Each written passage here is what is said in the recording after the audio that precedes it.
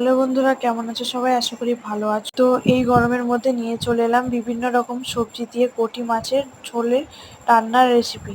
তো প্রথমেই কড়াই গরম হয়ে গেলে তার মধ্যে সর্ষের তেল দিয়ে আগে থেকে নুন হলুদ দিয়ে মেখে রাখা মাছগুলো ভেজে, তারপর ওই তেলের মধ্যেই আরেকটু তেল দিয়ে কাঁচা লঙ্কা চেরা, তেজপাতা, গোটা জিরে, পাঁচফোড়ন দিয়ে তারপর সবজিগুলো দিয়ে দিলাম। সবজির মধ্যে নিয়েছিলাম সজনে ডাঁটা, আলু, পটল, পেঁপে, কলা। তারপর সবজিগুলো একদিকে ভাজতে দিয়ে আরেকদিকে রসুন আদার পেস্ট করে নিলাম।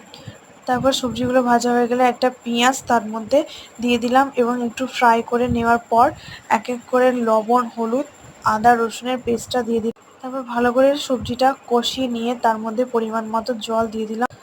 তারপর ঝোলটা ফুটে গেলে আগে থেকে ভেজে রাখা মাছগুলো দিয়ে দিলাম। মাছগুলো দিয়ে ফুটে গেলে ঝোলটা শেষে ভাজা মশলা দিয়ে নামিয়ে নিলাম। তো কেমন লাগলো ভিডিওটা অবশ্যই কমেন্ট করে জানাবেন। এই ঝোলটা রোগী বা অসুস্থ মানুষ